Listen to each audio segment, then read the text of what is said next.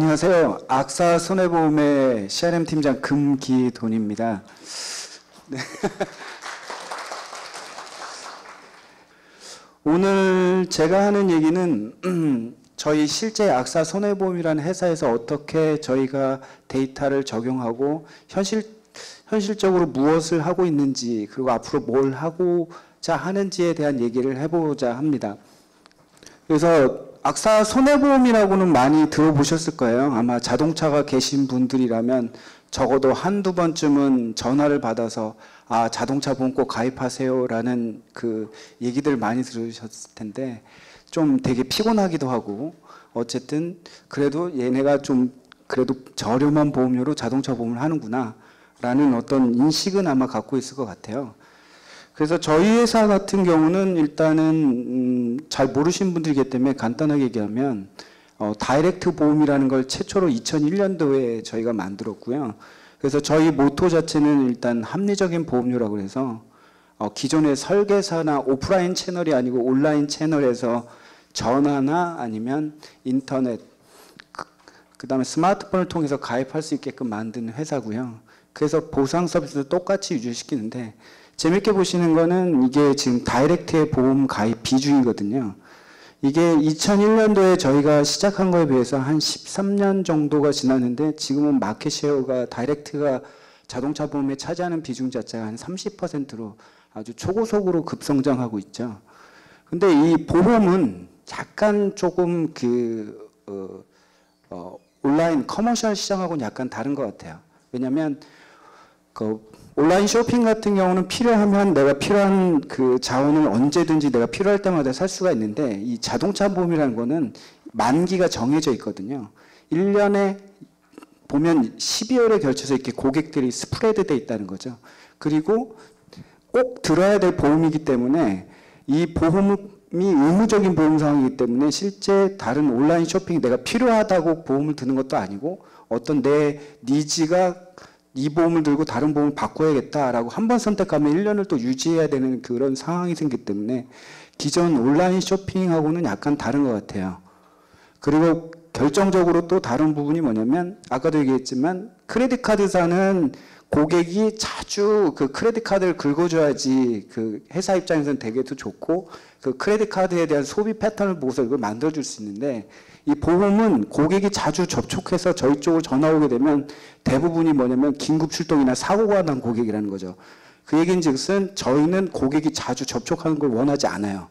대부분 사고나 이 긴급 출동에서 저희가 손해가 발생되는 고객이기 때문에 저희는 최소한 고객들이 잘 접촉을 안 할 수 있는 사람들을 찾아서 이익을 만드는, 좀 약간은 다른 비즈니스와 좀 다른 모델이 사업을 구축하고 있는 게 아닌가 싶습니다.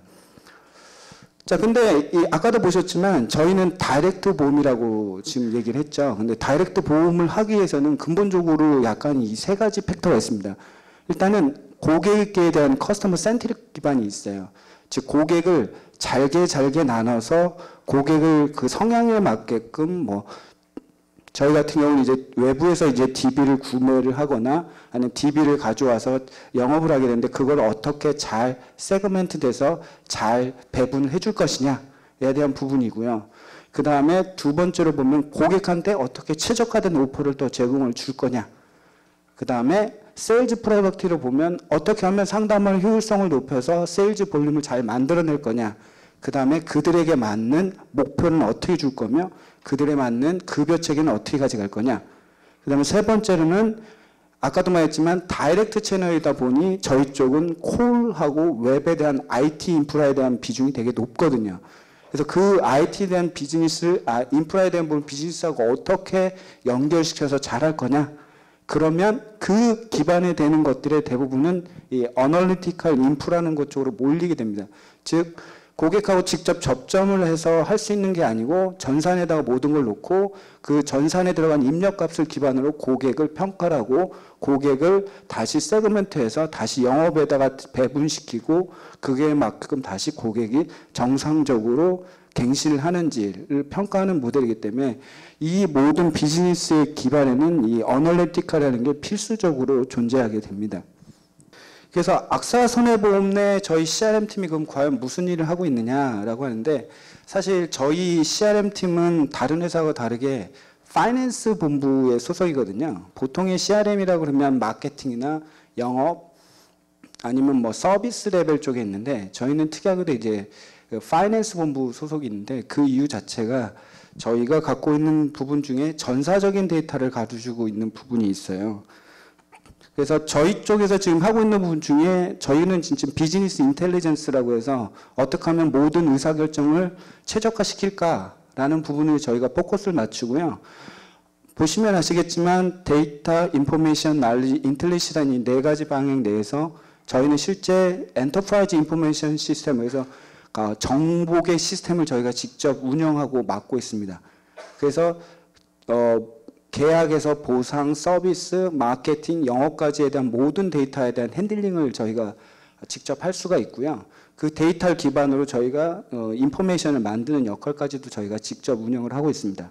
그래 놓고 인포메이션 내에서 실질적으로 아까 말했던 DB 구매에서부터 실제 고객 판매, 청약, 그 다음에 계약, 그 모든 일련의 고객의 어떤 커스터머 저니에 대한 부분을 각 스텝별로 모니터링하는 프로세스를 만들어내서 그 프로세스 내에서 실제 뭐가 원인이 되고 어떤 프로세스를 개선해야 되는지에 대한 어떤 원인 분석을 저희 쪽에서 또 제공을 합니다.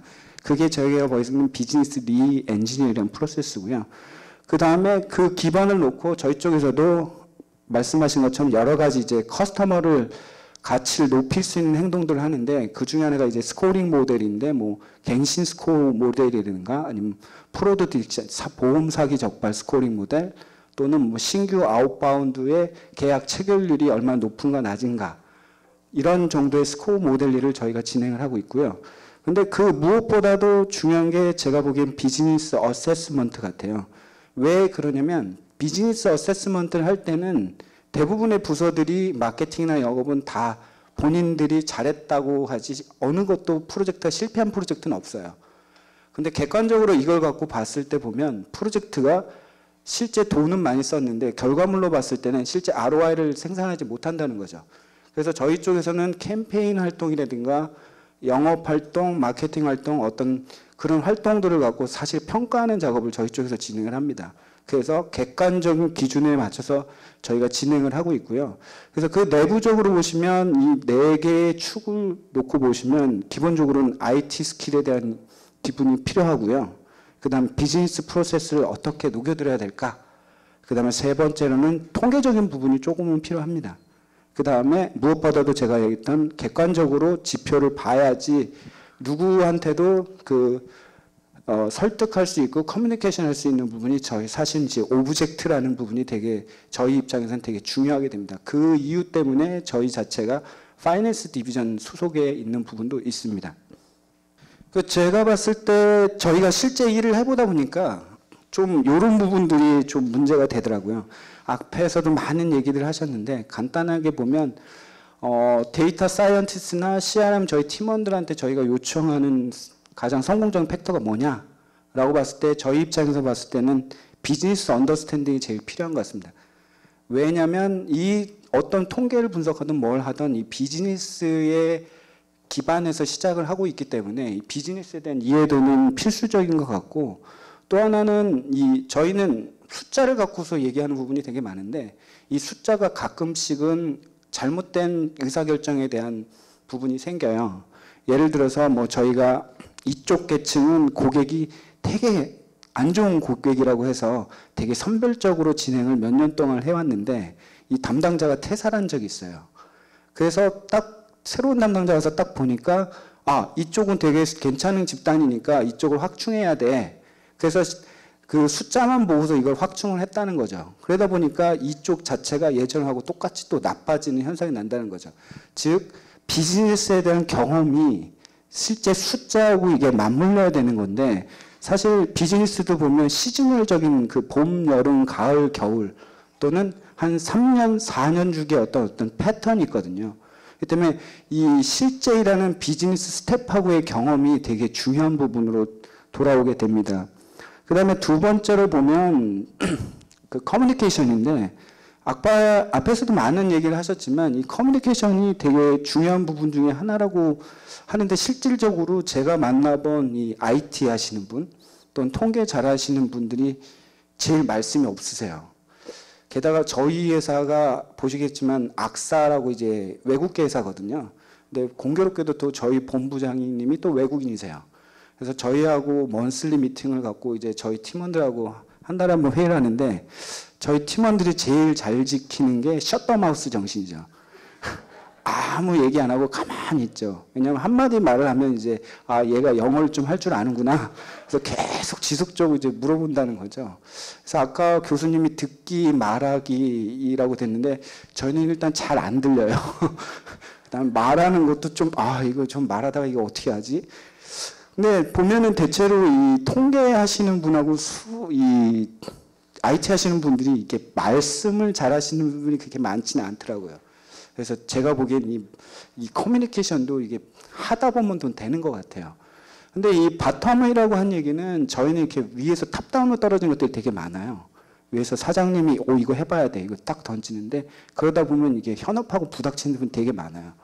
그러다 보니까 실제 그러면 윗분들이 시켜서 하는 건데 너 뭐 해야지 이거 어떻게 할 거야. 이게 사실 기업의 현실이거든요. 그러다 보니까 이게 어떻게 해서든지 생색맞추기로 해내긴 하지만 이게 실질적인 ROI로는 연결이 안 되더라고요. 그래서 구체적으로 저희가 프로젝트나 뭔가를 할 때는 대부분 이제 바텀업으로 실제 액츄얼 스텝하고 먼저 미팅을 하고 나서 그 다음에 그 관리자급하고 얘기를 하고 그걸 갖고 다시 본부장급하고 얘기해서 사장님 쪽으로 연결하는 이런 쪽의 프로세스가 오히려 전사적으로 활동하기에는 훨씬 더 좋은 프로세스 같고요. 또 하나가 이 컨설턴트라고 쓴 이유 자체는 대부분에 보면 현업들은 다 문제점을 알고는 있어요. 뭐가 문제점인지 아는데 현실은 다르다는 거죠. 근데 이걸 객관적으로 이렇게 딱 컨설턴트 입장에서 딱 보면 어떻게 이제 해결할 수 있는 부분이 있는 것 같아요. 그래서 통계적인 숫자가 뭔가 보여주는 증명에 대한 그 단서는 되거든요. 이 숫자에서 뭐가 문제가 있구나. 이 프로세스가. 그럼 이걸 어떻게 개선해야 될까라는 부분에 대한 어떤 제3자 입장에서 대한 얘기고 또 눈높이라고 얘기하는 거는 저희가 보고서를 만들 때 이제 그래도 우리는 통계하는 친구들도 많고 모델링도 했으니까 저희가 리니얼 스코링 만들 때 보고서를 한 60장을 만들었어요. 근데 60장 내 대부분은 리프트 차트 넣고 바 차트 넣고 뭐 개인 차트 넣고 이게 통계적으로 유명한데 사장님이 또 하는 얘기가 그래서 뭐 어쩌란 얘기냐. 도대체 뭔 말하는지 모르겠다. 즉 저희는 저희 거를 보여주려고 이렇게 노력을 했던 거지 실제 이 사람 입장에서 이 사람의 수준을 고려를 안 한 거죠. 그래서 이 사람의 입장에서 최대한 쉽게 그렇게 맞춰서 얘기를 해주는 게 가장 좋은 커뮤니케이션 전략이 아닌가 싶습니다. 근데 마지막으로 보면 이제 액션 플랜이라고 하는 게 대부분의 기업 활동에 저희도 그런데 분석이 그냥 분석으로 끝나는 경우가 10개 중에 한 80%는 다 그렇게 끝나는 것 같아요. 그냥 분석은 그냥 분석. 왜 분석이 끝나느냐? 첫 번째는 현실이 그렇다. 이 현실 내에서 움직일 수 있는 부분이 크지가 않다. 그다음에 두 번째로는 그냥 상사가 좀 궁금해서, 뭐 본부장들이 좀 궁금해서. 그래서 실질적인 이 분석이 액션 플랜하고 연결되지 못하고 끝나는 경우가 대부분이 많아요. 그래서 그 부분을 어떻게 만들어낼 거냐라는 게 사실은 제가 보기엔 제일 중요한 것 같아요. 그래서 액션 플랜이 없는 분석은 제가 보기에 안고 없는 찐빵 같아요. 그래서 모든 분석을 할 때 어떻게 하면 얘를 액션 플랜을 만들어서 그 액션 플랜 내에서 새로운 비즈니스를 프로세스를 이노베이트 할 수 있고 그걸 가지고 ROI를 책정을 해서 만들어내서 보여주지 않고서는 이게 실질적으로 분석이 진짜 이 회사에서 필요하다라는 인식을 이렇게 경영진이나 아니면 실제 연관된 팀원들한테 보여주지 못하는 것 같아요. 그래서 제가 보기엔 이 세 가지 정도가 하기에 제일 필요한 요소가 아닌가라는 생각이 한번 적어봤습니다. 아까 봤던 저희 팀을 갖고 한번 한다면 저희가 한 2002년부터 제가 악사 손해보험에 다니면서 이제 시작을 했는데요. 제가 봤을 때는 요 단계를 한 1단계 정도로 생각을 합니다. 그래서 1단계, 2단계, 3단계, 4단계라고 저희가 생각을 하는데 1단계 쪽에서는 아까도 봤지만 정보, 인포메이션 쪽을 좀 관리하는 쪽에서 저희가 포커스를 맞춰서 정보계 시스템 아니면 다른 부서에서 통계적인 분석이 필요해 라고 했을 때 저희 쪽에서 정보를 제공해 주는 역할을 했고요. 그다음에 두 번째는 이제 날리지라고 제가 표현을 했는데 일단 고객 중심으로 좀 볼 필요가 있더라고요. 그래서 커스터머를 프로파일을 좀 만들고 그 프로파일에 맞게끔 세그멘트를 해서 만드는 부분이 있고요. 또는 고객 입장에서 봤을 때 얘를 뭐 자동차, 저희 같은 경우는 뭐 자동차 보험, 일반 보험, 장기 보험을 다 통합해서 일단은 봐야겠다. 그래서 과거의 패턴에서 고객이 어떻게 흘러왔는지를 보는 부분이 저희 쪽 입장에서 이제 날리지라고 2세대라고 보고요. 이제 3세대 쪽으로 갔을 때 저희가 이제 이 정도에 대한 어떤 백그라운드에 대한 분석에 대한 기반을 가지고 이제 다양한 스코링을 좀 만들어냈거든요. 그래서 스코링을 만들기 뭐 아까 얘기했던 뭐 갱신 스코링 모델 또는 아니면 신규 아웃바운드 스코링 모델, 그 다음에 뭐 마일리지 스코링 모델 이런 여러 가지 종류의 마일리지 스코링 모델 있고요. 그 다음에 SR 역량 진단이라고 하는 거와 그 다음에 보험 사기 적발이 아마 요 시기 때 만들었던 것 중에 가장 중요한 베스트 프랙티스라서 요 두 개 부분은 뒤에서 다시 한번 설명하도록 하겠습니다. 그 다음에 2014년부터 저희가 지금 생각하고 있는 것 중에 하나는 일단은 분석이 되게 중요하다. 그래서 분석을 중요하기 때문에 일단은 조직을 좀 분석을 강화할 수 있는 조직을 만들어야겠다라는 게 회사 경영층의 의지였어요. 그래서 저희가 이제 분석 조직을 이제 새로 만들어서 그 이름을 저희가 이제 센터 오브 엑셀런스라는 이제 이름을 주어지게 하면서 이제 분석 조직을 좀 강화를 시킨 거죠. 그래서 이 부분도 뒤에서 잠깐 설명하도록 하겠습니다. 그래서 4세대가 들어왔을 때 저희가 생각하는 거는 일단은 첫 번째로는 제가 U 패러다임이라고 하는 것 자체는 이제 앞으로는 이렇게 흘러갈 수밖에 없겠다라는 생각이 드는 거죠. 첫 번째는 이제 내부 데이터를 좀 고도화해야겠다라는 생각이 많습니다. 맨날 빅데이터 하는데 사실은 이 내부 데이터 자체도 잘 못 쓰고 있는 게 사실 현실이거든요.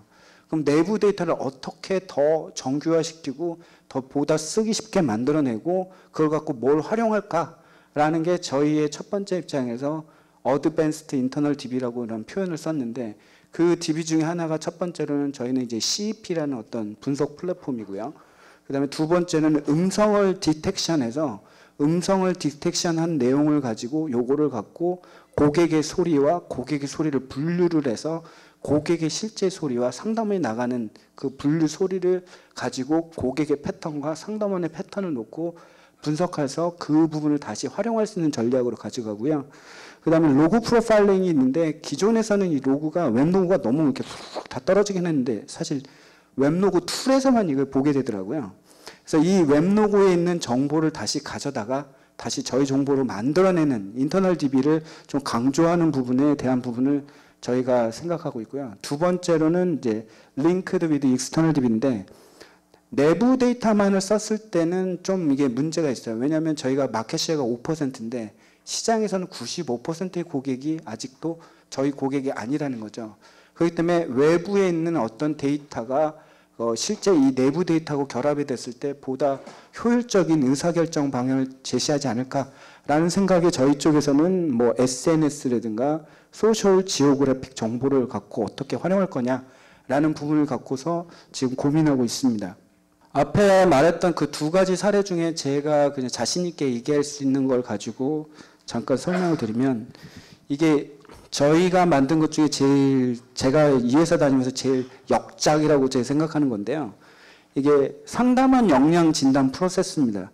그러니까 아까도 얘기했지만 저희는 오프라인 채널이 아니고 온라인 채널이기 때문에 대부분의 영업은 상담원을 통해서 그 영업이 진행되게 되는데 이 상담원들을 그러면 어떻게 코칭을 하고 관리를 하고 얘네들을 생산성을 향상시켜야 되느냐라는 부분이 새 회사의 가장 큰 당면 과제였죠. 그래서 기존에서는 그냥 지표, 상담은 얘 오늘 몇 개 하고 뭐 하고 그냥 단순 지표만 보여줬는데 그러면 이걸 갖고 어떻게 활용하면 얘한테 어떻게 보여주고 입체적으로 보여주고 비주얼하게 보여주고 걔한테 딱 맞는 커스터마이즈된 어떤 상담 코칭을 보여줄 수 있는 거냐라는 고민에서 시작해서 지금 이런 프로세스를 만들게 됐는데요.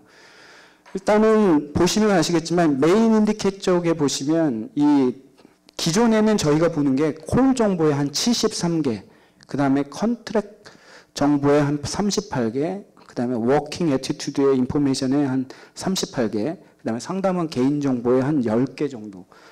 보시면 아시겠지만 상당히 많은 양의 정보를 계속 보고 있다는 거죠. 그러다 보니까 이게 문제가 되는 부분이 뭐냐면 너무 많은 정보가 오히려 의사결정에 도움이 안 된다는 거죠. 그러니까 사람이 요구하는 거에서 다 받아주고 다 만들어주긴 했지만 실질적으로 이 정보 자체가 생산성을 향상하는 데는 도움이 안 된다는 거죠. 그래서 저희 쪽에서 지금 적용한 방식이 얘가 만약에 아까 말했던 2세대에 대한 작업이라면 이제 3세대로 모델링을 해본 거죠. 자, 모델링을 해서 실제 이 변수들이 실제 이 영업에 실질적으로 영향을 주느냐를 갖고 판단을 해보니 실제 쓰는 변수들은 한 8개. 저희가 다시 리그룹핑을 해서 스킬 쪽에 한 8개, 그 다음에 에포트 쪽에 13개, 태도 쪽에 10개, 그 다음에 DB 사용 쪽에 한 17개 정도로 이 기존의 이 많던 정보들을 좀 단순화시키면서 실제 어떤 변수가 그 영향을 주느냐 해서 주성분 분석이라는 걸 해서 그 주성분 분석 내에서 중요하게 영향을 미치는 변수만 다시 셀렉트를 한 거죠. 그걸 가지고 다시 모델링을 해서 이게 실제 이 영업의 그 리절트, 그러니까 세일즈 볼륨에 영향을 주느냐라고 다시 리그레션을 돌려봤더니 저희가 봤을 때는 예측률이 한 80% 정도가 된다는 거죠. 그래서 이 예측된 걸 놓고 다시 어떻게 하냐면 상담을 5단계로 나눕니다. 그래서 1등급, 2등급, 3등급, 4등급, 5등급을 나눠놓고 얘네가 실제 어떤 패턴을 움직이는지 5등급은 잘하는 등급인데 이 잘하는 사람들이 어떤 패턴이 있는지 아니면 못하는 애들은 어떤 패턴이 있는지를 서로 고민하고 만들어서 얘네들한테 이제 코칭 가이드를 할 수 있게끔 만드는 거죠. 또 하나가 이 목표를 배분하는 입장에서 기업에서는 대부분이 이제 탑다운식으로 이제 목표를 설정해요. 회사가 올해 사업할 계획은 목표는 한 뭐 예를 들어서 6천억이다. 그럼 6천억을 맞고 각 영업 단계에 분배를 시켜준단 말이죠. 그러면 영업에서는 다시 센터에서는 그걸 갖고 상담원 개개인 단까지 목표를 부여하게 됩니다. 근데 이러다 보니까 문제는 잘하는 애 입장에서는 목표가 되게 낮게 오고 못하는 사람 입장에서는 말도 안 되는 목표가 이게 배당이 된다는 얘기죠. 그러면 상담원들이 목표를 받고 나면 원래 뭐 달성할 수도 없는 목표인데 또는 너무 이거는 원래 내가 잘하는 목표니까 뭐 이 정도야 뭐 가뿐하게 할 수 있어. 그래서 동기의식 부여가 안 된다는 거죠. 그래서 기존의 탑다운 목표의식에서 다시 바텀업 쪽으로 예에서 한 단계씩 높은 못하는 친구한테는 좀 더 잘하는 친구 아니면 아주 잘하는 친구한테는 그중에 상위 20%의 등급에 해당되는 실적을 비교 분석을 해서 얘가 잘할 수 있는 게 뭐 때문에 잘할 수 있는지를 보여주게 되는데 이게 실제 저희 쪽에서 만든 장표입니다. 그래서 저희는 그 데이터 분석한 모델을 갖고 다시 올랩 툴로 이거 비주얼라이제이션을 시켜서 보시면 특정한 상담원을 입력을 시키면 얘가 현재 아까 5개 단계 중에 한 3번째 정도, 중간 정도 하는 친구인데 걔 실제 급여가 앞으로 얼마 받을 거고 그 친구들의 5가지 영역을 다시 세부적으로 봤을 때 뭘 잘하고 못하는지를 보여주게 되고 또 하나가 아까도 봤지만 그 파란색 그래프가 요 밑에 실적 목표 쪽에 보면 파란색 그래프가 현재 그 친구의 실적이고 그 옆에는 동등한 그룹에 있는 친구들의 이 친구 같은 경우는 3등급이 때문에 3등급의 평균 그 다음에 빨간색 그래프 같은 경우는 이제 그거보다 한 단계 높은 친구를 보여주게 되는 거죠. 이런 식으로 이제 이 친구가 뭘 잘하는지 아니면 뭘 못하는지 그래서 뭘 개선해야 될지 포인트를 이쪽에서 실제 제공을 하게 되는데 단순히 이게 올랩 정도의 상태에서 끝나는 게 아니고 이걸 다시 액션 플랜으로 기간계 화면 실제 활용률을 높이기 위해서 우리로 보면 인트라 화면이라고 그러죠. 인트라넷 화면 내에 이걸 다시 임포팅을 시킵니다. 그래서 실제 정량적으로 나가는 게 저희 쪽에 실제 인트라넷에 구현된 화면이고요. 그 다음에 두 번째는 이제 정성적으로 아까도 얘기했던 스피치 어널리틱스라는 그 음성 분석 툴이 있다고 그랬잖아요. 그래서 이 상담원이 뭘 잘하고 뭘 많이 말하고 뭘 적게 말했는지 꼭 필요한 부분들이 있습니다. 그래서 실제 이 보험을 들었을 때 뭐 엔지니어 쿠폰도 주고요, 뭐도 주고요, 뭐도 주고요, 뭐도 어떤 혜택 부분을 정확하게 발휘했느냐, 아니면 맨 마지막에 제일 이게 못하는 친구들 보면 제일 망설이는 부분 뭐냐면 카드 번호 좀 불러주세요라는 말을 잘 못해요. 이게 저희 했을 때는 이제 클로징 멘트라고 저희가 이제 얘기를 하는데, 그래서 이 클로징 멘트에 카드를 불러야지 어쨌든 카드 번호를 놓고 자동차 보험 결제하고 끝나게 되는데, 이 친구들이 그걸 못하기 때문에 대체로 보면 잘하는 친구들이 이 클로징, 그 카드 번호에 대한 어떤 언급이라든가 그런 부분들이 잘 못하게 되는 거죠. 그래서 보시면 아시겠지만 이게 이 왼쪽 편이 3세대라고, 2단계라고 본다면 저희는 이제 3단계 쪽에 3단계에서 4단계 쪽에 해당되는 내용으로 지금 진화해 가는 과정입니다. 즉 음성을 좀 더 디텍싱을 해서 그 상담원의 목소리하고 실제 고객의 목소리가 어떻게 이해하고 적합되는지도 실질적으로 활용하고 있는 상태입니다. 그 두 번째 사례는 이제 프로드 디텍션이라고 하는데, 그 보험 사기 적발이라고 이제 하죠. 요 경제가 어려워지다 보니까 이렇게 보험 사기를 하시는 분들이 되게 많아졌어요. 근데 예전 갖고 다르게 이제 보험 사기를 하는 유형이 되게 다양하게 됐기 때문에 이 보험 사기 하는 게 사실은 그 보험 조사라는 직관적인 경험에 되게 의존하는 부분이 되게 많았어요.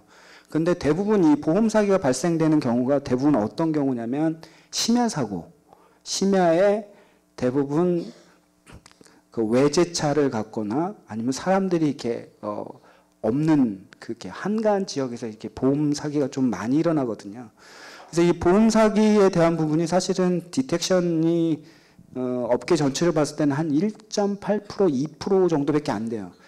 그러니까 보험 사고가 나면 그 중에 한 2%만 적발이 되지, 잠재적으로는 그렇게 더 많은 그 보험 사기를 하시는 분들이 많다라는 거죠. 그래서 일단 이 보험 사기에 대한 부분을 어쨌든 회사 입장에서 올려야 되기 때문에 그걸 가지고 그 다음에 그 클레임 스태프가 갖고 있는 보험 조사를 하시는 분들의 어떤 노하우를 어떻게 시스템을 해보자.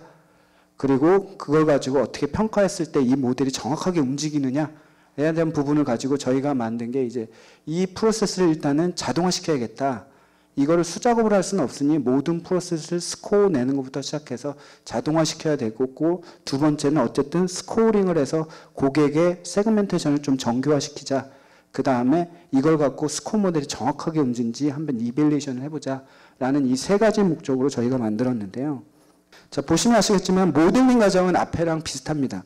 주요 변수들을 놓고 이 변수들 중에 의미 있는 거를 스텝와이저나 뭐 그런 방식들을 통해서 변수를 선택하게 되고, 또는 데이터 마이닝 배깅 트리를 써갖고 실제 이가 사기 적발 의심스러운 애들을 다시 만드는 그런 과정은 비슷한데, 제가 이 화면에서 보여주고 싶은 거는 이 프로세스를 그러면 만들었을 때 어디다가 적용시켜야 되느냐, 이게 되게 중요하거든요.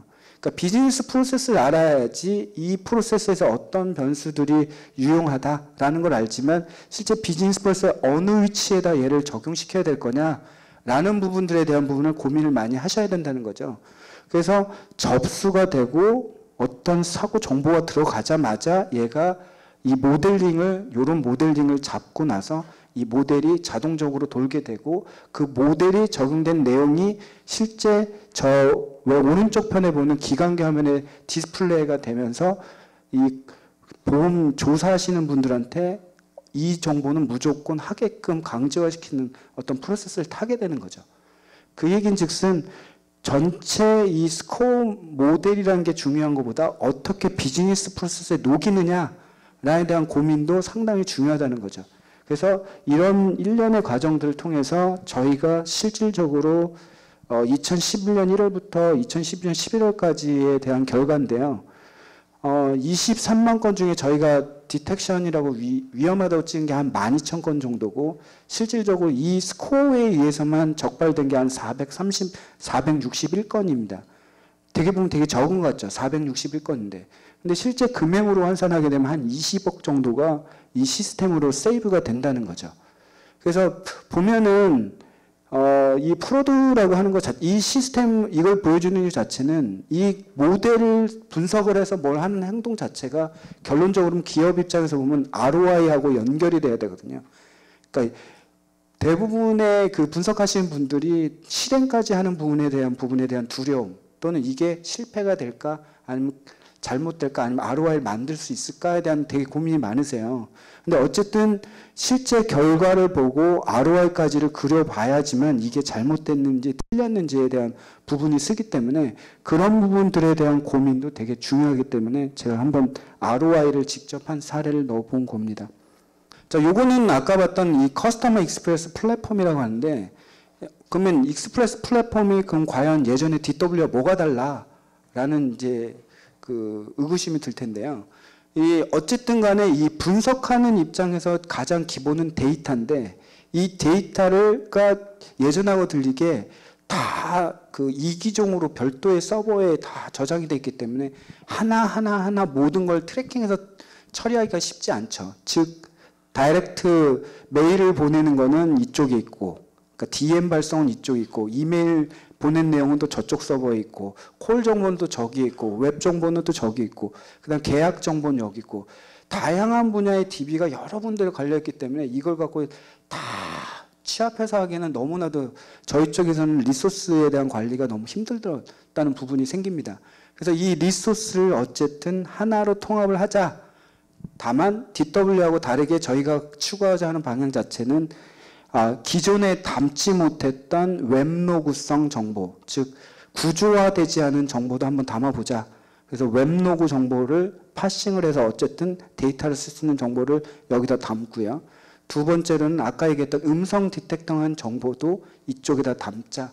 그래서 요게 DW와 가장 큰 차이점은 제가 보기엔 구조화되지 않은 정보까지도 이쪽에다 담아서 어쨌든 고객의 입장에 어웨이니스, 마케팅, 세일즈, 서비스까지를 다 아우르는 모든 데이터를 일단 통합을 시켜서 분석할 수 있는 인프라를 좀 더 쉽게 빠르게 할 수 있는 부분으로 저희가 구축을 해놓은 겁니다. 근데 데이터에 대한 인프라가 있는데 가장 큰 문제는 뭐냐면 이거를 분석할 수 있는 인력이 너무 제한적이라는 거죠. 그래서 기존에 저희 팀 같은 경우는 한 5명이서 전체적으로 이런 모든 부분을 담당을 했습니다.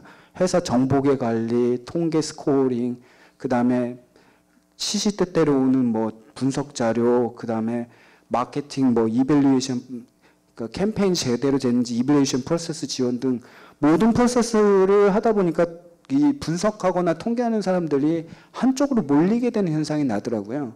그래서 저희 쪽 업무가 너무 과다하게 걸리는 바람에 저희 쪽 입장에서 봤을 때는 이 부분을 가지고 다른 영역에도 즉 그 센터 오브 엑설런스라는 어떤 통계 조직을 하나 꾸려놓고 가상의 조직을 놓고 이쪽을 중심으로 통계적인 부분하고 비즈니스에 대한 부분, 그 다음에 IT 스킬, 그 다음에 데이터 마이닝까지 그런 부분들을 내부적으로 관리를 하고 교육을 시키고 그 친구들을 전담으로 외부 교육까지도 맡아야겠다라는 식의 어떤 컨셉으로 센터 오브 엑설런스를 만들고 각 부서마다 마케팅 아니면 테크니컬, 여기 테크니컬은 IT가 아니고 자동차 업무팀을 저희는 테크니컬이라고 그러거든요.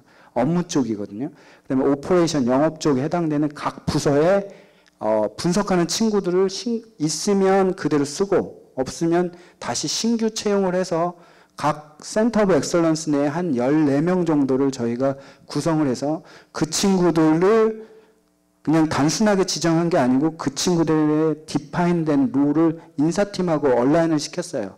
그래서 이 친구들의 룰하고 뭐는 뭐기 때문에 얘에 대한 성과평가 자체도 이거에 맞게끔 움직일 수 있게끔 저희가 룰과 탤런트 또 그 친구들한테 필요한 스킬이 뭐다라는 부분을 정확하게 명시를 해놓고 그걸 가지고 다시 저희 쪽에 있는 친구들하고 외부 쪽 교육을 받아서 그 작년부터 올해까지 지금 지속적으로 교육을 시켜주고 있는 게 비즈니스 언더스탠딩 교육, 그 다음에 SQL, 올랩, 세스, 데이터 마이닝을 자체적으로 일단 교육을 시키고 필요하다면 외부 쪽에 엑셀이라든가 VBA 교육 같은 거나 아니면 다른 프로그래밍 교육도 자체적으로 이제 외부하고 저희 내부 쪽 강사에 의해서 진행을 하고 있습니다. 그래서 이렇게 보시면 아시겠지만 각 기업에서는 제일 중요하게 느끼는 게 뭐냐면 어널리틱이 점점 좀 중요해야 될 거라는 분명한 인지는 하고 있고 거기에 대한 준비는 하고 있어요. 그래서 그 자원들을 어떻게 관리할 거냐에 대한 부분도 각 기업에서 고민을 하고 있는 거죠.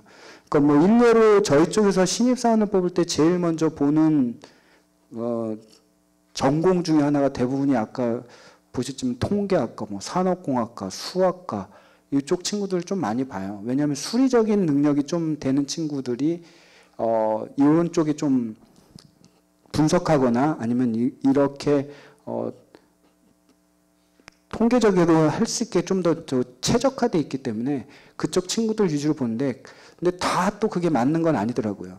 그래서 사람을 뽑을 때 보면 이 친구가 진짜 이게 이 스킬만 보고는 사실 알 수가 없기 때문에 이 친구가 뭐 다른 외부적으로 뭔가 있느냐, 뭐 세스 데이터 마이닝 챔피언이라든가 뭐 이런 것들이 조금 객관화된 지표가 있으면 그런 정보들도 좀 참조를 하는 부분도 있습니다. 자, 그래서 이런 내용들 갖고 향후 악사에서는 어떻게 그러면 진행을 할 거냐? 저희 쪽에서는 일단은 이제 CPC라는 거를 갖고 이제 저희가 얘기를 하는데, 커스터머 센트릭 어프로치라고 지금 얘기를 하고 있는데요. 일단 보시면 아시겠지만 일단 커스터머, 프로덕트, 채널이라는 부분을 갖고 이 세 개의 영역에서 어떻게 하면 고객을 중심으로 얘를 갖고 고객의 삶에 맞게끔 할 거냐.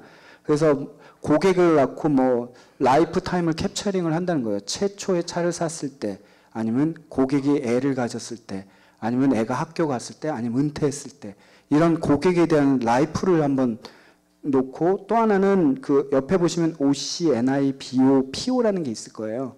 이게 뭐냐면 클러스터링을 고객을 놓고 클러스터링을 매겨서 이 고객의 유형이 어디에 속하는지 해서 4개 영역으로 놓고 이걸 다시 20개에 해당되는 영역을 다시 9개로 단순화시켜서 이 고객한테는 무슨 오퍼가 좋을까? 아니면 이 사람한테는 뭐가 더 좋을까라는 부분을 스스로 연구하게끔 만드는 거죠.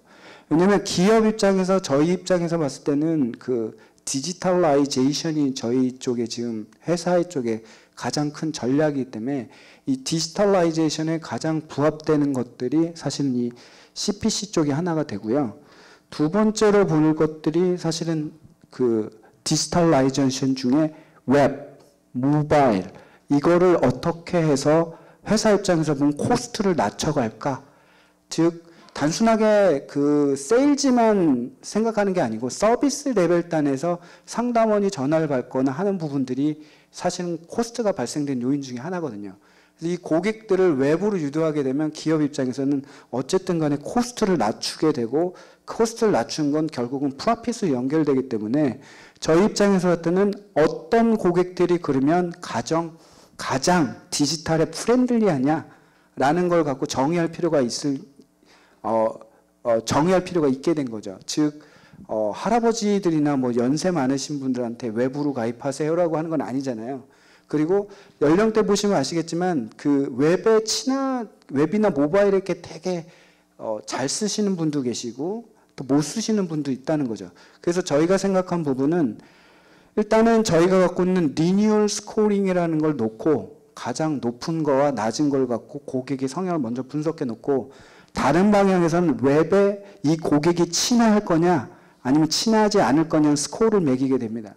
그래 놓고 전체적인 방향에서는 앞에 보이시는 이 세그1 쪽으로 저희가 모는 전략을 취해야 되는데, 그 전략을 취하기 위한 하는 백그라운드가 이런 분석 전략이라는 거죠. 즉 웹에 어떤 고객이 친화됐기 때문에 이 고객한테만 어쨌든 오퍼를 던져서 콜을 최소화시켜서 고객들의 불편함을 최소화시키는 거고, 두 번째로 이 세그사 같은 고객의 성향은 뭐냐면 웹에 되게 프렌들리한데 가격에 되게 민감하게 움직이는 고객이에요.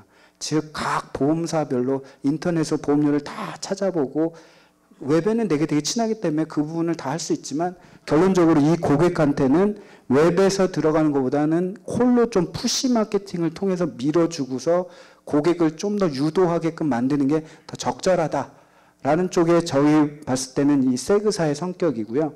그래서 저희 전략 자체에서는 어쨌든 디지털에 프렌들리한 고객을 아이덴티파이 해서 그 고객을 중심적으로 콜의 횟수 및 실행 전략, 그 다음에 외부로 어떻게 더 프라이스 센시티브한 고객한테는 좀 더 저렴한 보험료를 던질까, 이 상품까지도 맞춰서 가는 전략을 취하고 있습니다. 그 다음에 그 어드밴스드 어널리시스라고는 이 SNS 정보가 있는데요. 보시면은 저희 같은 경우는 이제 페이스북하고 카카오를 좀 주의 깊게 보는데, 이 카카오톡 자체가 사실은 대부분의 한국 사람들은 좀 많이 카카오톡에 의존하게 되더라고요. 거의 한 시장으로 보면 80에서 90% 정도가 카카오톡인데요. 저희 같은 경우는 이제 상품 특성상 뭐 블랙박스를 차량에 장착했을 때 이걸 보험사에 제출해야지만 이제 할인을 받거든요. 또는 내가 탄 주행 거리가 얼마인지 적게 타면 보험료를 더 할인받는 이런 마일리지라는 어떤 상품이 있습니다. 그러려면 저희 입장에서 필요한 건 이 블랙박스가 실제 가지고 있는지, 또는 마일리지가 지금 현재 주행한 거리가 얼마인지에 대한 이렇게 사진을 촬영을 고객들한테 증빙을 받게 돼 있는데, 이 증빙을 이제 카톡이라는 걸 통해서 저희가 이제 받고 있습니다. 그래서 사람들이 그냥 찍고 나서 차량 번호 넣고 하고 사진만 전송하게 되면 저희 쪽에서 자동으로 이제 사진을 디텍션해서 이 사람의 차량 번호는 뭐고, 그 다음에 이 사람이 뛴 주행 거리는 뭐고, 이 사람이 블랙박스가 있다 없다라는 걸 이제 자동으로 판단하게 되는데, 이 카톡에 쓰는 사람들의 고객 특성이 사실은 기존에 있는 이 사람들하고 패턴하고 약간 다르게 움직이더라고요. 즉, 이 카톡 같은 경우는 특이하게도 20대부터 60대까지 골고루 연령층이 이 카톡을 쓰는 부분에서 발생을 하고 있고요. 오히려 웹 같은 경우는 20, 30대, 50대까지가 이게 좀 포커스가 맞춰져 있는데, 카톡 같은 경우는 또 다르게 좀 60대까지도 약간 아우르게 되는 그런 현상이 좀 나더라고요. 그리고 그런 고객들의 특성을 어떻게 저희 쪽으로 프렌들리하게 만들 거냐에 대한 부분이 사실 이 고객의 특성 분석을 해서 저희가 하려고 하는 부분이고요. 그다음 두 번째로 이 페이스북 같은 경우는, 페이스북 같은 경우가 사실 페이스북 내에 여러 가지 정보들이 되게 많이 있거든요. 뭐 성별, 뭐 연령뿐만 아니고 거기에 국적, 그 다음에 혈액형, 그 다음에 학교, 그 다음에 지역, 그 다음에 뭐 성별도 요즘은 좀 다르게 뭐 남자 여자가 아니고 자신이 뭐 그 중성인지 아닌까지도 그 페이스북에서 이렇게 바뀌어 있더라고요.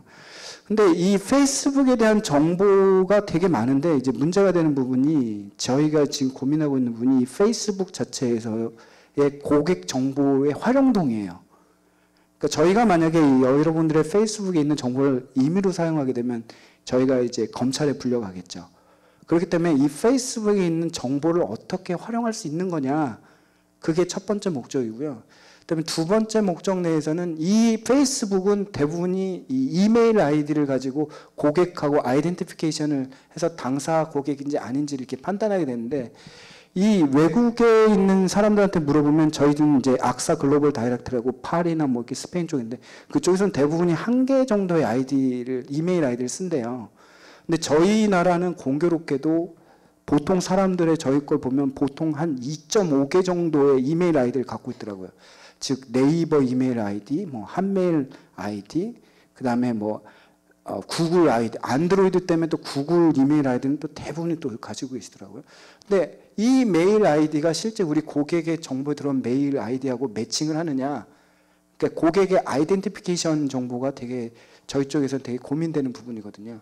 근데 그럼에도 불구하고 왜 페이스북을 저희가 고민하고 있냐면, 이 페이스북에서 가장 큰 기능 중에 하나는 친구 소개거든요. 그렇죠? 자, 친구한테 좋아요 아니면 친구를 소개했을 때 이 이벤트를 소개시켜 주세요. 즉, 이 페이스북의 가장 큰 강점은 저희가 봤을 때는 MGM이라는 거죠. 멤버 앤 멤버. 즉, 친구를 소개시켜서 이 친구에 해당되는 부분을 다시 우리 고객으로 만들 수 있지 않을까라는 하나의 툴 중에 하나가 이 페이스북이기 때문에, 저희 쪽 입장에서는 이 페이스북 내에 있는 고객을 어떻게 해서든지 저희 쪽으로 내부화 프로그램을 시켜서 이 부분을 가지고 향후 전략으로 지금 삼으려고 합니다. 그 다음에 빅데이터라고 얘기를 하는데, 사실 아까도 얘기했지만 빅데이터 다들 뭐 저희 사장님도 맨날 빅데이터 얘기하시는데, 빅데이터가 뭐냐고 물어보면 사실 이렇게 다 정확하게 말해줄 수 있는 분들이 사실 안 계시더라고요. 그래서 지금 여기서 보여지는 이 빅데이터라고 하는 부분은 저의 그냥 저희 팀의 생각으로는 일단 내부 데이터와 외부 데이터를 놓고 내부 데이터는 어떻게 최적화시킬 거냐, 그 다음에 외부 데이터 중에 어떤 것들이 제일 우리한테 맞는 거냐에 대한 부분에 대한 고민으로 저희가 시작을 하게 됐는데요. 일단 커스터머 익스피리언스 입장에서 봤을 때는 그 로컬 컨텍스트라고 하는데 아까도 했던 이 CP 정보내는 웹의 로그에 대한 정보들이 다 잡혀져 있거든요. 그 다음에 콜을 실제 받아야지만 저희가 기록을 하고 있는데 콜을 몇 번을 시도를 했고 그 콜을 시도한 게 실패를 했니 아니면 이 콜 자체가 원래 전화번호가 없는 거냐에 대한 정보가 사실은 콜 시스템에 IV라는 콜 기계 내에선 가지고 있거든요. 그 정보를 놓고 고객의 익스피리언스를 저희가 만들어내는 작업이 첫 번째 작업이고요. 그다음에 보이스 디텍팅이 사실 저희 입장에서는 텔레마케팅 사업이거든요. 그래서 텔레마케팅에서는 고객의 소리하고 그 상담원의 소리 중이 되게 중요한 요인 중에 하나인데 이 보이스 디텍팅을 통해서 어쨌든 고객의 이모셔널 감정 정보를 좀 끄집을 필요가 있어요. 고객 같은 경우는 이제 민원이 많은 고객들 같은 경우는 일단 처음부터 시작이 이제 욕으로 시작하거든요. 막 왜 전화했니? 니네가 뭔데 어디 살고 왔냐? 니네 부장 바꾸라고, 사장 바꾸라고. 이게 보통 하루에 보면 이런 콜들이 상당히 많이 들어와요. 그래서 이걸 왜 이렇게 나타내야 되냐면 이 고객의 감정이 격화된 분하고 이 상담원하고 이게 언매칭이 될 경우 대부분 이 상담원이 퇴사하는 요인 중에 가장 크게 적용을 하게 돼요. 그래서 미안하지만 이 상담원 중에서 좀 내성이 강하신 분들이 있어요. 그래서 이 분들을 전담할 수 있는 어떤 팀으로 유도해서 고객 감정을 좀 제어를 해주면서도 유도할 수 있는 이런 팀들한테 별도의 리미네이션 스킴을 주고서 이 친구들을 전담할 수도 있는 부분이 있고요. 그 다음에 두 번째로 보면 아까도 했지만 고객의 프라이스 센시티브니스를 이쪽 정보에서 얻을 수가 있어요. 즉 뭐냐면 저희 같은 경우는 보험회사가 보험 가격 비교를 사실 비교하는 게 쉽진 않아요. 근데 어떤 고객은 되게 가격에 민감한데 고객이 가격이 민감하냐 아니냐는 거는 저희 회사 입장에서는 타사의 보험료를 요 고객에 맞게끔 다 비교하게 되면 이 사람이 가격이 되게 싸니까 아니면 타사가 너무 싸니까 가격에 민감할 수 있다라고 판단할 수 있지만 실질적으로 보면 저희 입장에서 봤을 때 고객을 봤을 때 저희가 가장 우수하다고 보는 고객은 게으른 고객입니다. 즉 고객한테 저희한테 사고가 나도 접속하지 않고 또 전화가 한 번 오면 바로 계약을 받아주시고 웹에 보험료 다른 회사 전화 걸지 않고 그러니까 저희 입장에서는 레이지 커스터머가 제일 좋은 고객이고 다 모든 걸 귀찮아해야 돼요. 그러니까 자기가 부지런하지 않고 어쨌든 최대한 게으르고 뭔가 이렇게 안 보는 고객들이 저희 입장에서는 가장 베스트 커스터머인데 이 커스터머를 어떻게 잡아낼 거냐 그 중에 하나가 저희가 음성이라는 거죠. 네 그렇군요. 이렇게 긍정적으로 이렇게 받아주는 분들이 계세요. 전화를 받다 보면 바쁩니다. 회의 중입니다. 바로 끊는 부분도 있는 분면 네 그래요.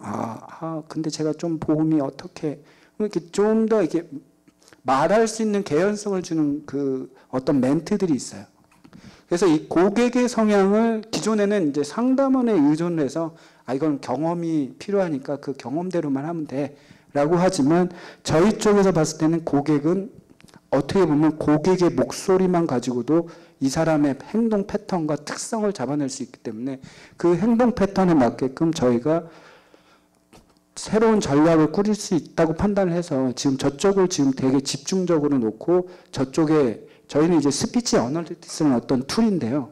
그 툴을 전담하는 팀을 별도로 만들어서 그거에 해당되는 내용만 별도로 분석하는 팀이 따로 있습니다. 그 다음에 세 번째는 지오그래픽 스코링인데 저희가 봤을 때 지오그래픽 스코링 중에서 그 가장 잘 맞는 게 뭐냐면 크레딧 스코링이거든요. 그러니까 개인의 신용평가 점수가 회사로 보면 저희 입장에서 보면 이제 사고율이거든요. 자동차 사고가 얼만큼 많이 나느냐. 근데 정확하게 이게 인라인이 돼요. 그러니까 신용평점이 나쁘면 손해율도 되게 높아요. 근데 문제는 뭐냐면 저희가 이 데이터를 쓸 수가 없다는 거죠. 왜 못 쓰느냐? 자동차 보험을 파는데 여러분들한테 제가 신용평가 점수를 조회해도 될까요? 라고 물어본다면 여러분들이 미친 거 아니야? 이런 반응이겠죠. 그러니까 즉 자동차 보험을 파는데 신용평가 점수를 얻기는 그만큼 어렵다는 얘기죠. 그래서 저희 쪽에서 생각한 거는 소셜 지오그래픽 정보 중에서 평균적인 값을 쓰는 거는 고객 동의가 아니고 그 지역에 대한 어떤 기반이기 때문에 상업적인 지역 아니면 그 지역의 에버리지 인컴 아니면 에버리지 크레딧 인포메이션이 서로 다르다는 거죠. 그래서 고객 동의 없이 저희가 이 정보를 써서 이 정보를 갖고 활용하는 부분을 지금 연구하고 있는데 예를 들어서 강남구에 사시는 분 중에 강남구의 도곡동하고 그 타워팰리스 건너보면 되게 좀 그렇잖아요. 이쪽에 있는 사람들이 성향이 다르다는 거죠. 이게 소셜 지오그래픽에 보면 우편번호 기반으로 이게 풀릴 수가 있어요. 그래서 대부분 우편번호가 여러분들 사시는 아파트가 대단지라면 아파트 하나가 그 우편번호를 담당하고 있게 되기 때문에 대략적으로 여기 사시는 분들 알 수 있다는 거죠. 그래서 그 사람에 맞게끔 그 마케팅 전략을 가져가는 부분이 분명히 될 것 같고요. 아까서 얘기했던 SNS나 그 기타 정보들이 있는데 사실 페이스북이나 카카오는 아까도 얘기했지만 그 오픈된 통계 정보는 되게 많아요. 그 다음에 한국 정부에서 제공하는 정보도 되게 많은데 저희가 리스트업하고 다 조사를 해봐도 실질적으로 이게 써먹기에는 쉽지 않다라는 거죠. 즉 저희가 필요한 건 개인화된 데이터거나 어떻게 보면 좀 잘게 쪼개진 데이터인데 대부분의 국가에서 주는 통계들은 연도, 분기, 월 이런 정도의 데이터이기 때문에 이런 부분을 어떻게 최적화시킬까에 대한 고민을 저희가 좀 하고 있습니다. 그러니까 요거는 하나의 예시인데요. 아까 봤던 그 소셜 지오그래픽 정보가 저희 쪽에 봤을 때는 아까 말했던 그 CEP라는 어떤 정보에 대한 것과 음성에 대한 어떤 내부적인 데이터의 툴을 가지고 외부 쪽에 있는 어떤 소셜 지오그래픽이라든가 아니면 키워드 쪽의 어떤 탐색 부분 그리고 그걸 가지고 사실은 저희가 지금 하고 있는 준비 작업은 지금 이 정보를 어떻게 우리 쪽에서 분석해서 낼까? 그 다음에 그걸 가지고 향후로는 이 스코어 모델을 좀 더 개선해서 좀 더 고객을 좀 더 차별화하고 고객 특성에 맞는 상품 제공 및 서비스를 만드는 것까지도 저희가 고민하고 있습니다. 어쨌든 뭐 짧은 시간 저한테는 되게 긴 시간이었는데 여러분들도 아마 긴 시간 같은데요. 어쨌든 저희 쪽 사례가 여러분한테 좋은 도움이 됐으면 바라고요. 아무튼 이상으로 마치겠습니다. 감사합니다.